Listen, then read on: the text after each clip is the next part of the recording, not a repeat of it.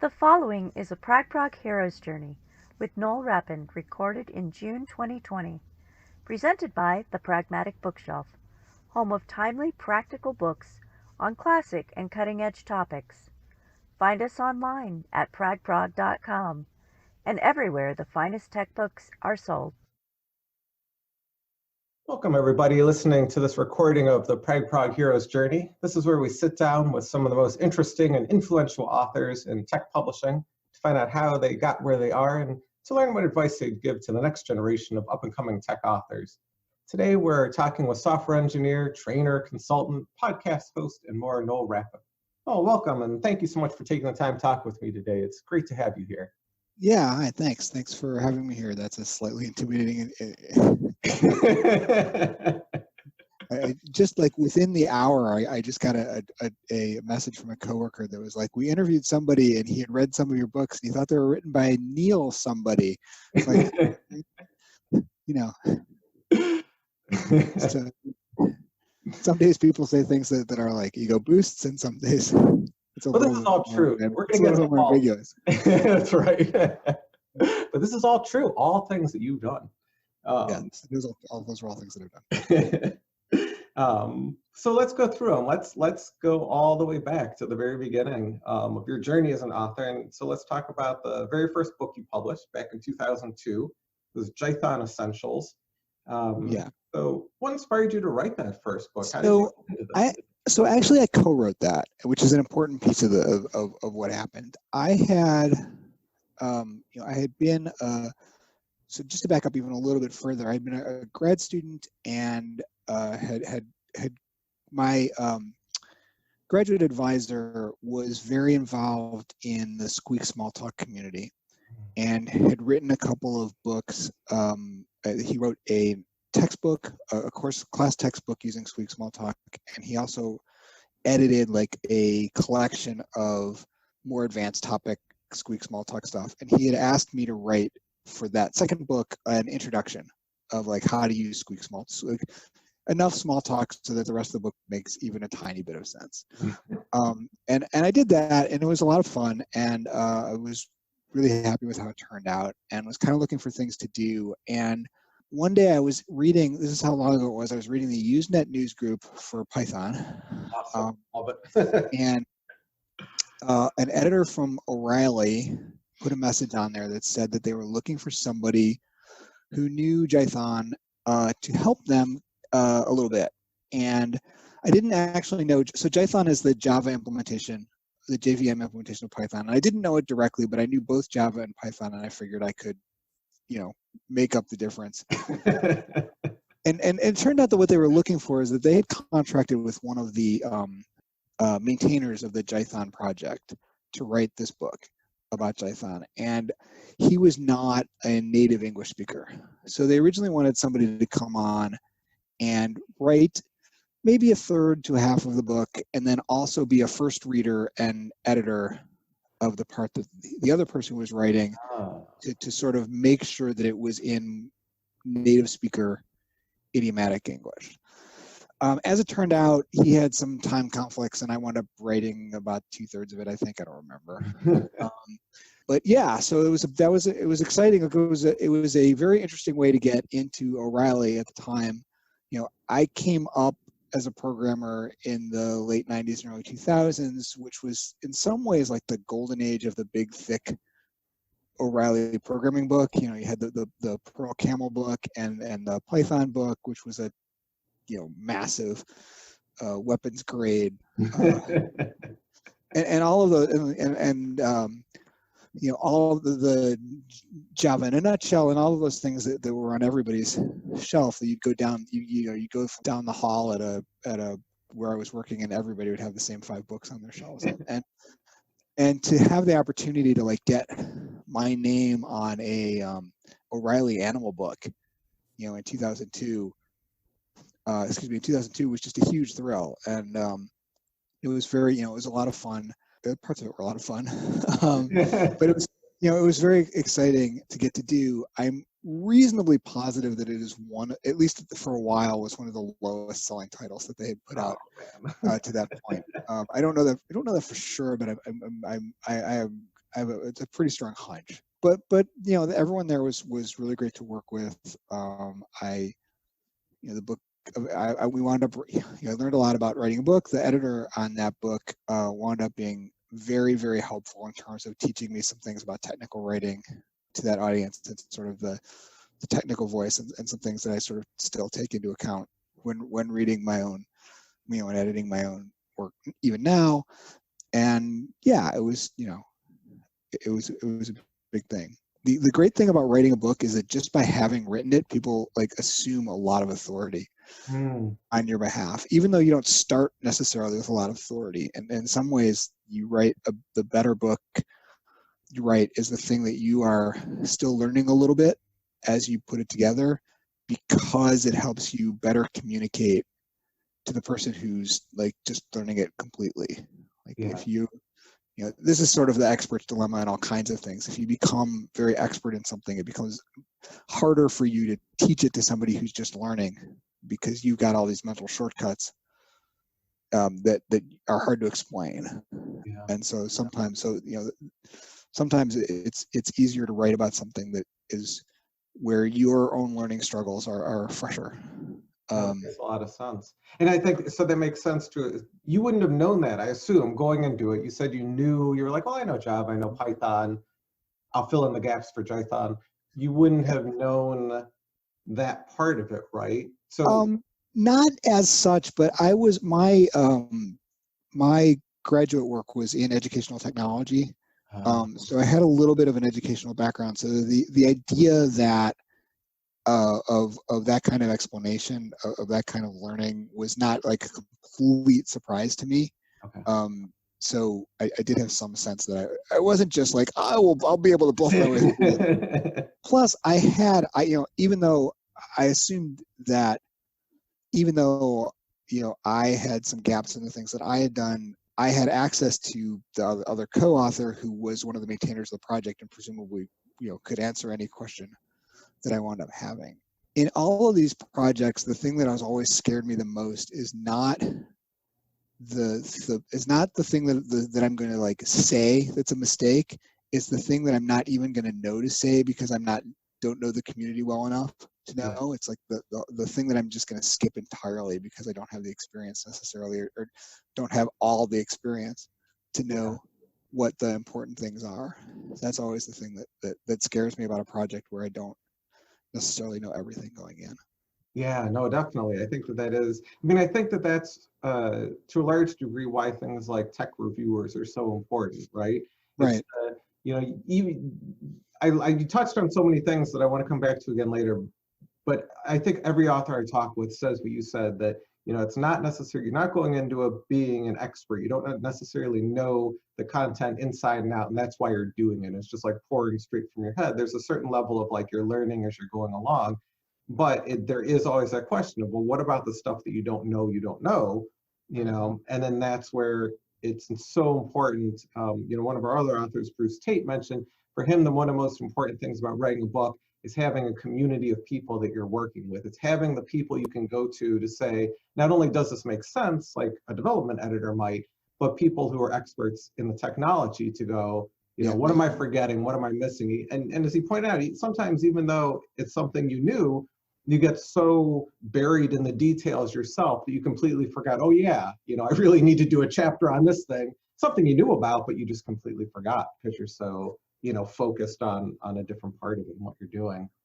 I've built up some people who I know I can go to for like, what is the current, not just like what is the current hot topic in this community, but also like, in your opinion, is this tool hype, or is there something real here? Even just in the front end, the modern front end book, I changed the focus of the testing chapter, changed from the outline in my head to the final version, because I had talked to some people about what good tools were, and there was some enthusiasm around Cypress, which is what I wound up writing about, and was not my original plan, but because people whose enthusiasms I trust seemed excited about it, I decided to go into it in more depth than originally planned. Okay, well, let's like kind of building off that idea, because I really do want authors, especially new authors, to get the sense of like, what was it like at the beginning? At the beginning, you didn't have even that, right? You had the one author Right. that you could go with. You had, the author was already writing the book. Yeah. You had that person to rely on. Did you have to build out an additional community for that particular book, or is that something? Your next book is WX Python in Action. Yeah. I don't Yeah. know. Does it build up over time? So both of those things were kind of weird one-offs in their own way. For the Jython book, I didn't really build that community up. That community for the technical review there was mostly the other co-authors, since he was the maintainer of the community. He was sort of the public face of it, and he had people that were, and he had a fair amount of authority, like, to decide like what the important tools were in that context. And after that, the editor that I was working with left, and became a sort of technical book agent, and I wound up helping. I wrote some like articles for like IBM Developer Works and things like that, just sort of piecemeal, small kind of stuff, some of which is still around on the web. And then the WX Python book was actually it was weirdly similar in a way that Manning was the publisher of it, and they had a deal. They actually had a setup where they had the maintainer of the WX Python. So this book, the book WX Python in Action, is about WX Python, which is a GUI library. WX Windows is the C GUI library, and WX Python was a Python binding for it. It actually is, I think, the biggest unit seller of any of the books that I've done by a pretty fair amount. In part, I think, because just the Python community is larger, and also because the tool never really got refreshed, so the book stayed at least a little bit relevant for a while relative to some of the other things. Anyway, they had a situation there where they had a maintainer and a co-author, and I don't remember which, but I think the co-author had to back out of the project, and the person that I had been dealing with was like, "Oh, I know somebody who can just come in and like help you finish it up," and so I got attached to that kind of in midstream, and then brought it through what wound up being kind of a long and somewhat rocky process to pull it all the way to the end. And that one was a little bit different, because in a lot of ways that was much more of a reference book than some of the other ones have been, which is just it's a different kind of thing. It's a little bit more tedious, I think. What's really interesting to me about this is that your beginning is way different than I realized, because you kind of have for these first two books, you have really kind of an unusual start. It's not the story of the typical story is I was working on something at work. I had this idea. I had a burning need to write the book, and then I went out and found a publisher. You're like, no, I'm hanging out over on Usenet. No. And these people are like, you want to do this? And you're like, yeah. No, I was kind of like, at the beginning, it was kind of like, I like writing. I had always wanted to do writing. It had been really like, if you asked me in high school what I was more likely to be doing versus writing versus programming for a living, I would have thought writing in some fashion. And it turns out that wasn't like a career path, but it was something that I at least thought I enjoyed and was looking for opportunities to do. So that was how I started, why those like writer for hire kind of pieces wound up being compelling. I'm actually the WX Python book, a lot of which is just a reference. I think that a lot of stuff in the Jython book I was really happy with and proud of. And there are some things I snuck into the WX Python book that, like, it talks about testing and a couple other things that I kind of snuck in there that I was pretty happy with. Yeah. The book where it was like, I have a passion for this and I really need to do it, was Rails test prescriptions. Oh, which eventually.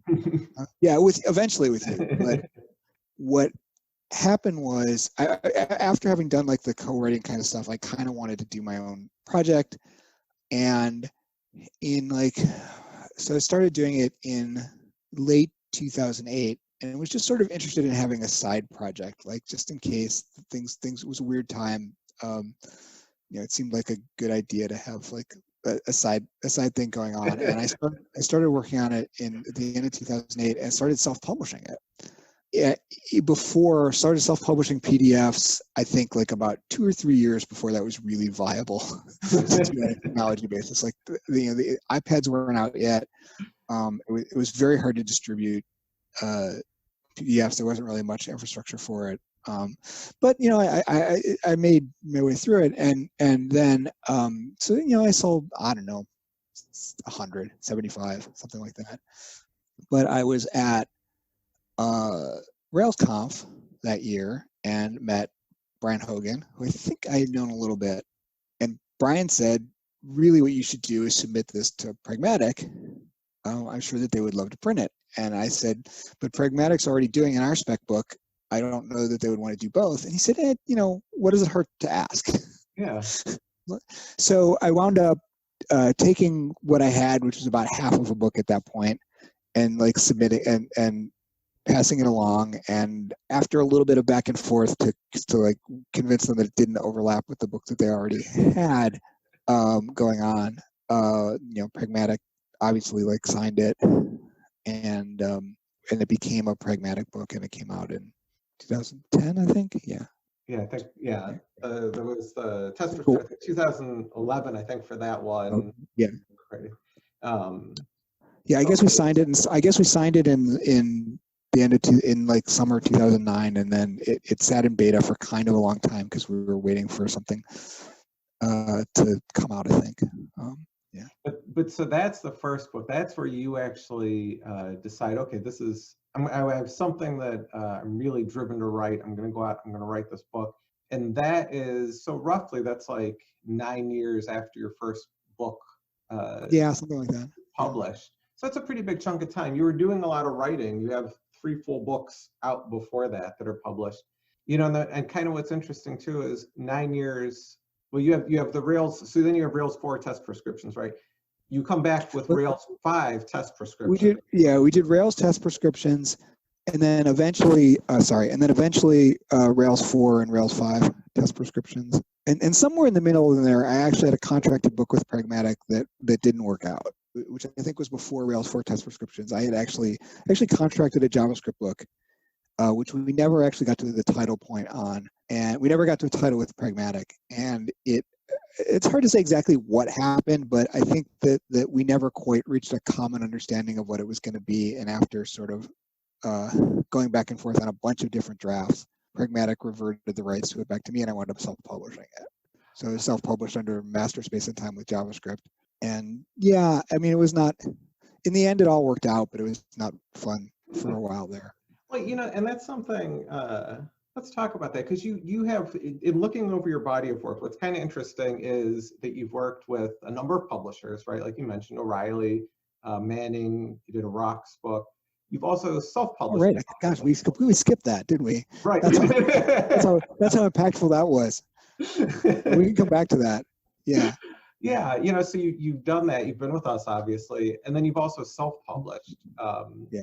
You had the trust-driven development, right? Trust-driven development too. Yeah.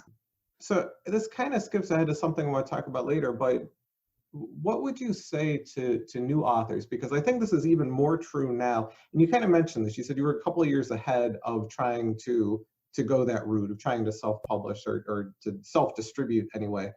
And I think that nowadays it's the opposite. Nowadays, a lot of authors are coming to writing as, I'm going to self-publish first, and going to a publisher is a real afterthought, right? It's like either they try to self-publish and then decide later on to go to a publisher, or they really need to be convinced, like, why would I bother to work with a publisher at all? And because you've worked with so many publishers, because you've self-published, I guess I have 2 questions. One is, when, I'm going to just ask, do you think that there is a good time to self-publish? Is there a reason to self-publish over going with a traditional publisher? And what would you tell a brand new author, someone who has never written a book, but they have the idea and they're going to sit down and start writing the manuscript and like, I can't decide which way I'm going to go, self-publish or traditional publishing? So I actually get asked this. I actually have this conversation like fairly regularly with people who ask me because I've done both and worked with a bunch of different publishers. And I usually I think that it is very, very, if you haven't gone through a traditional publishing process, I have a couple of different things that I usually say. If you haven't gone through a traditional publishing process, it is very easy to not understand what a traditional publishing process does for you. So it's easy not to see how helpful it is to have a development editor, and especially how helpful it is to the development editor.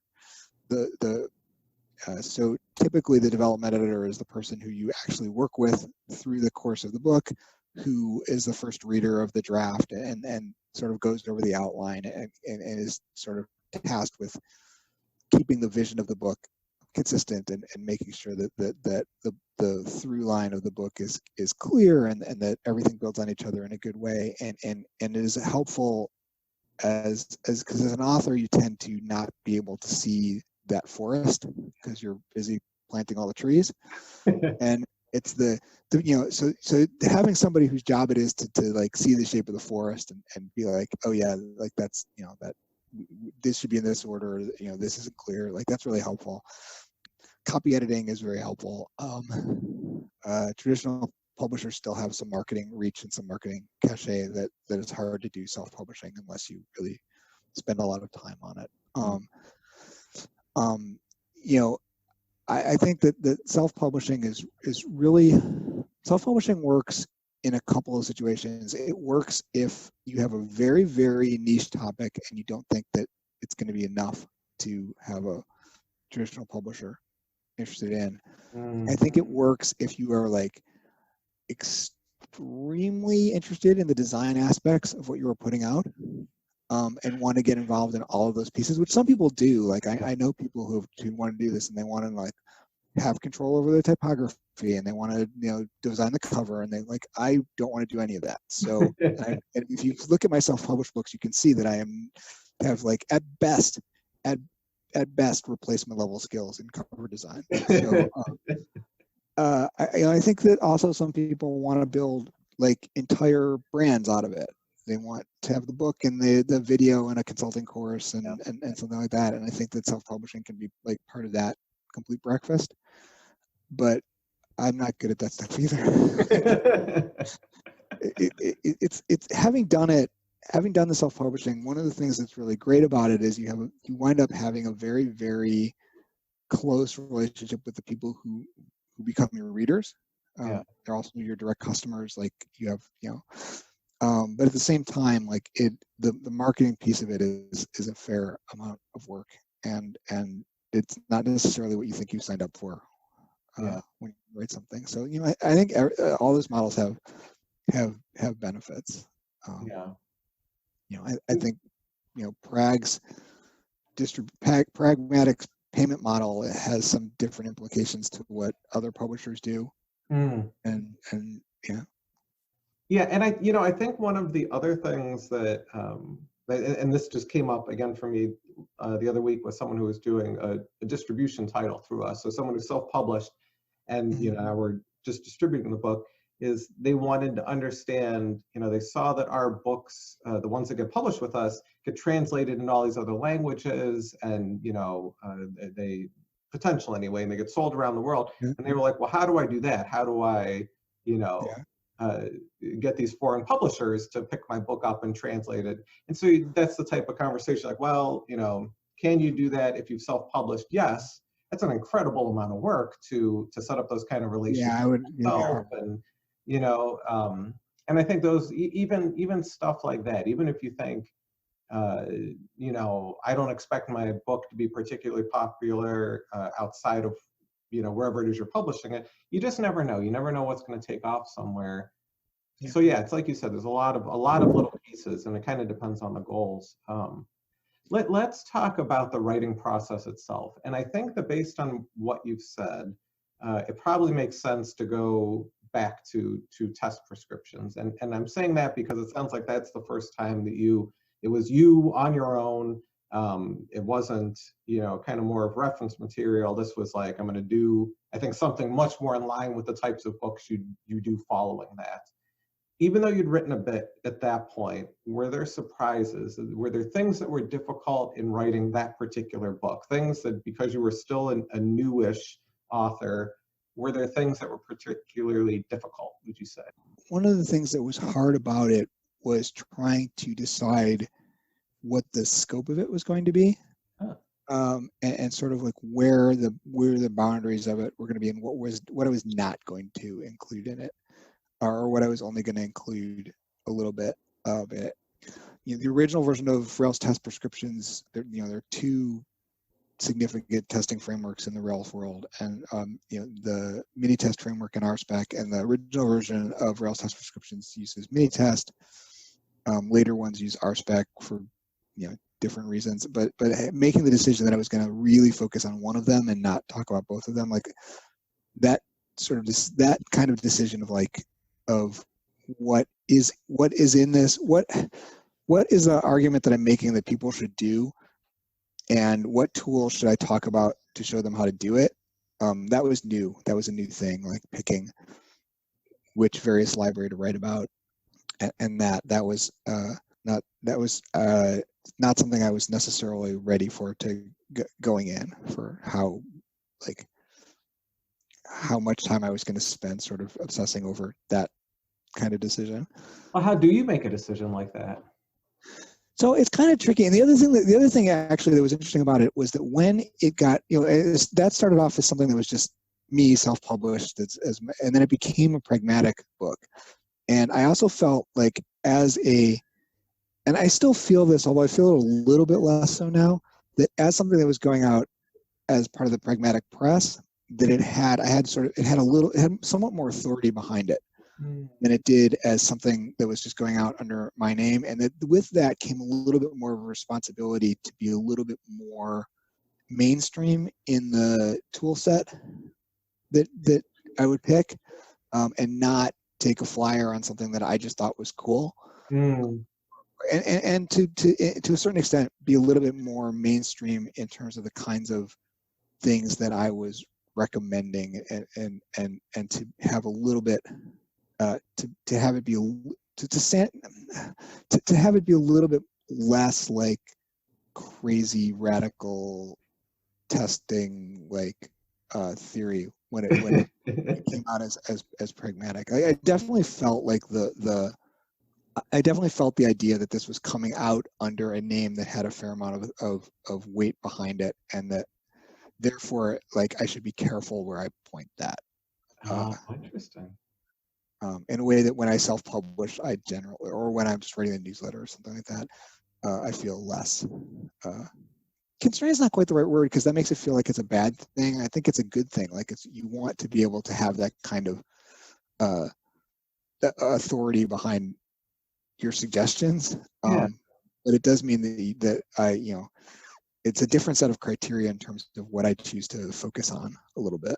Yeah. How does something like that, I guess that this is connected to that, is, when you go back, let's talk about that, because I think this is pretty interesting and somewhat unusual, that connection between having done the series of the test prescriptions, Rails 4 test prescriptions, 5 test prescriptions. You have done something that a lot of the authors I've talked with haven't, and that is, either looking at it as additions, or looking at it as building on an idea over time, right?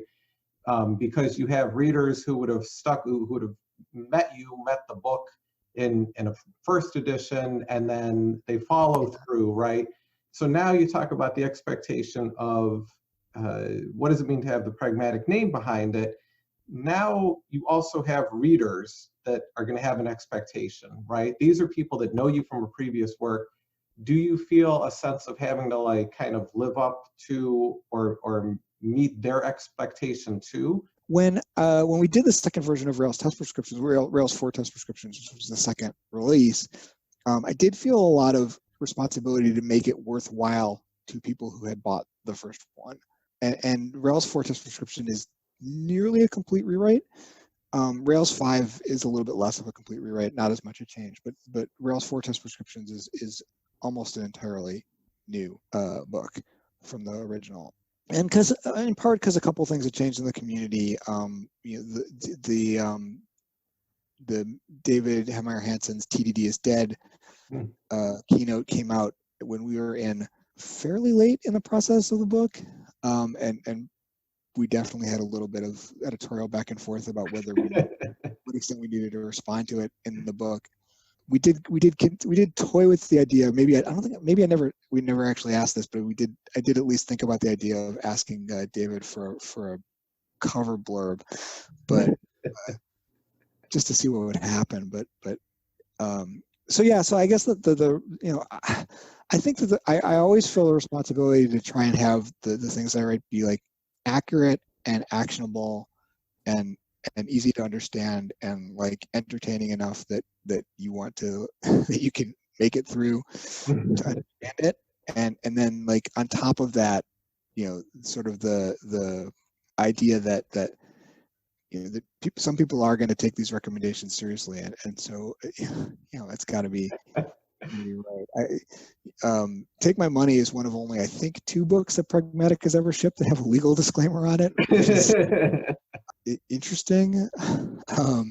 Yeah, I love the people are going to take it seriously. That, you know, and I think that's something I've talked with other authors about, that especially again first-time authors, that you know, they put a book out and they're almost surprised a couple months out, right? That now it's either being sold in beta or it's in print, and they're starting to hear from people.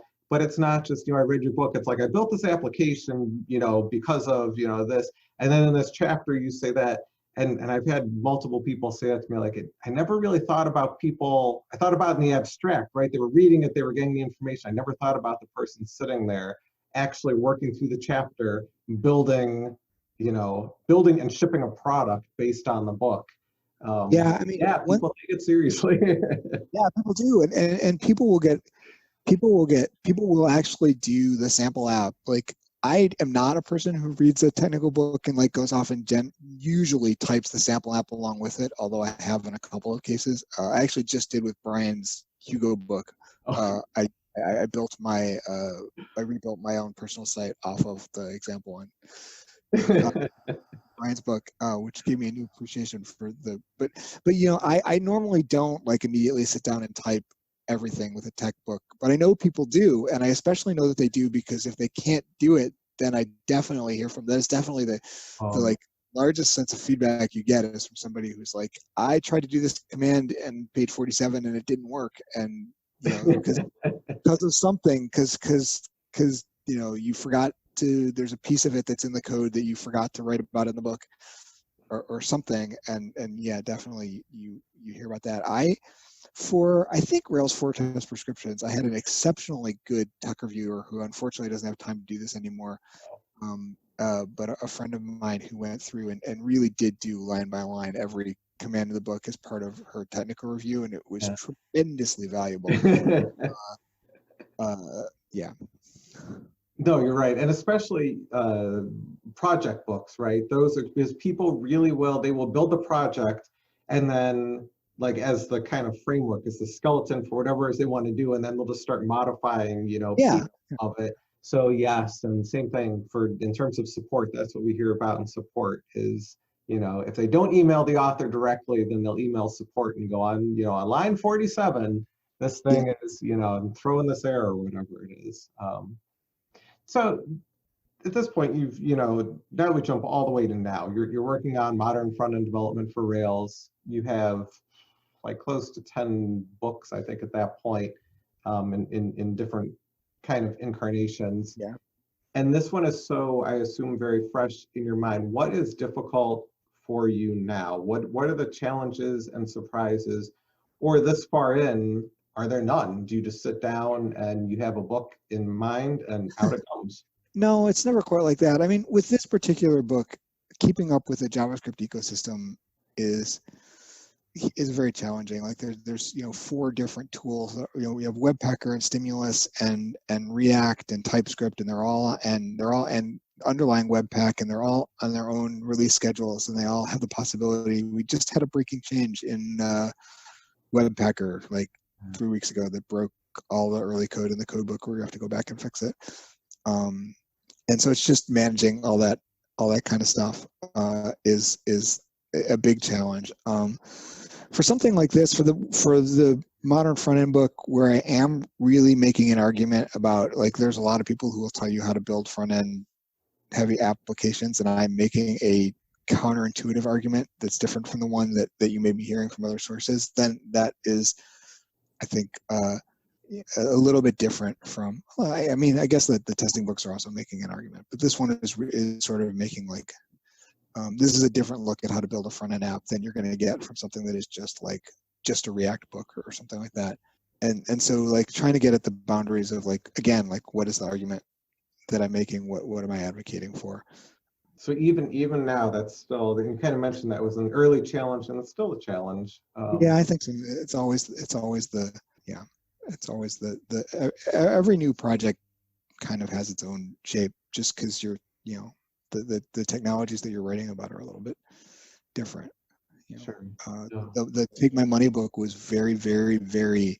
The Take My Money book was very informed by, I made a bunch of mistakes trying to build an app that took payments, and could not believe that there wasn't already somebody having, like, written this down you could buy to say these, like, incredible, these things that are, like, that you don't know, but that you learn, like, that are all mistakes that you're going to make about, like, in the money book, particularly mistakes you're going to make because you're going to not think to save all the partial calculations that you think you're eventually going to need, and you're not going to realize that you don't want to represent money as floating point, although I think a lot of people have picked that one up by now. And there's all of these, like, little gotchas about actual money that you can kind of finesse if you're talking about, like, a search algorithm, but when it starts looking at money, if you start making mistakes, people get mad.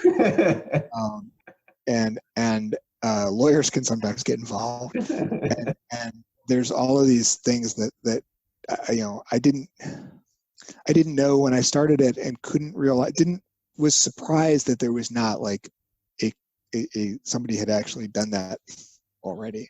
And I actually was not even planning to write it as a book. I was planning to just do it as a couple of blog posts, and then it was like, oh, there's a lot of stuff here. And instead of writing blog posts, I wrote a proposal and sent it off to Pragmatic. Oh, that's awesome. And that actually brings me to something else I want to talk with you about, which was, so it sounds like that's something that you were working on. The first one, the first early books, it didn't come out of something you were working on professionally. It sounds like this did. Yeah, the front end development did too. It came out of a little bit out of experience I had working on a site in Stimulus, using Webpack, using the Rails tools in Stimulus, and again, seeing, like, not in that case, it wasn't so much that I made a lot of mistakes. It was like, oh, this is a really good experience for building web apps, and I don't think anybody, like, is trying it exactly this way. Yeah. And just like, hey, over here, like, the water's great over here. So, I mean, I can definitely see a clear line between how, being a software engineer, you run into a problem, you write a book.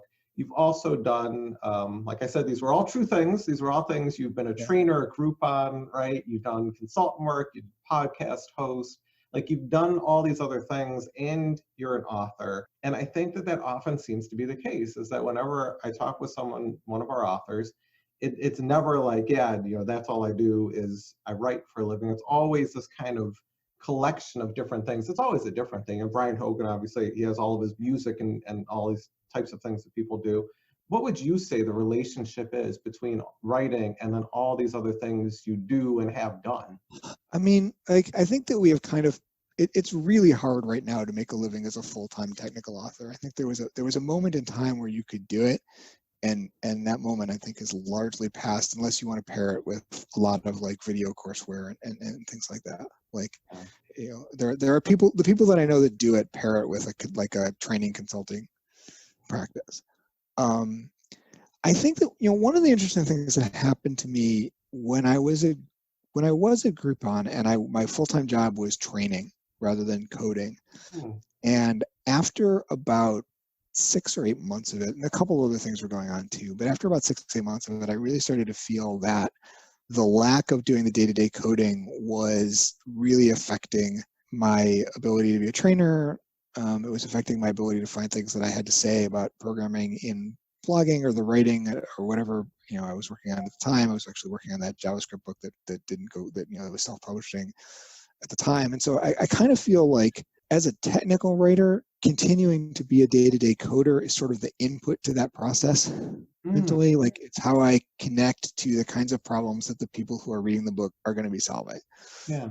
Even if I'm not actually doing, like, I'm not actually working day-to-day in Stimulus right now, more's the pity, but the things that I am doing day-to-day, like, keep me connected to the kinds of problems that the people who are going to be reading the book are trying to solve, in a way that if I was just doing training, I think, based on my own experience, I think that would start to feel weird after a while. Yeah, well, I think that makes sense. And I think that for me, the key word that you said there was about, you're thinking about the problems that the readers are likely trying to solve. And I think that's really at the heart of so many of the best tech books, right? It's not, I mean, it's the difference between, like you were saying, that a reference book, is kind of a whole other animal. And I think that is what's different about it, is that you're not necessarily focused on what are the specific problems of it. It's more like the broad overview, like, what is this thing we're looking at?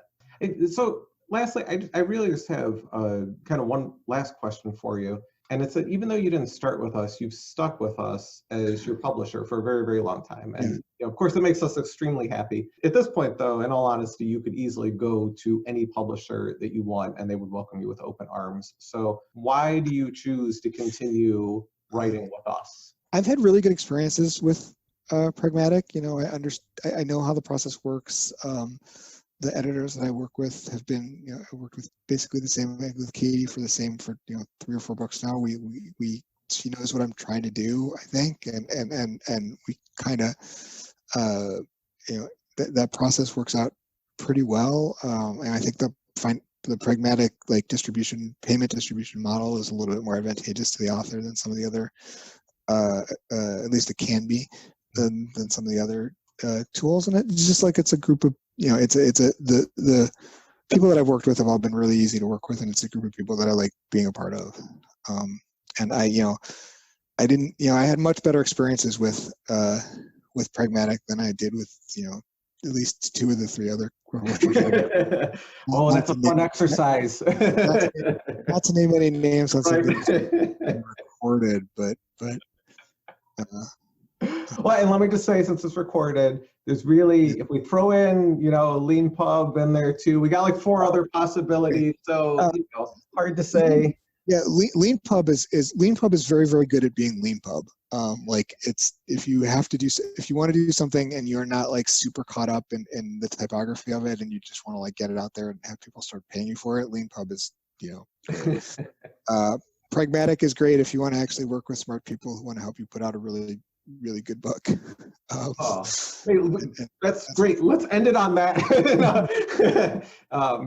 Seriously, that is really great to hear. Because when we look over, especially the authors who've worked with us for so long and done so many books, because I talk with some of the customers directly, I know what they think about the books that you've done and how much they appreciate. And I do get the emails about, I built this thing because of this book, and I always try to pass that on to authors when we hear it. So so Noel, thank you so much for talking to me today and for sharing how you got from there to here. And we know you're finishing up this book. We can't wait to write more with you.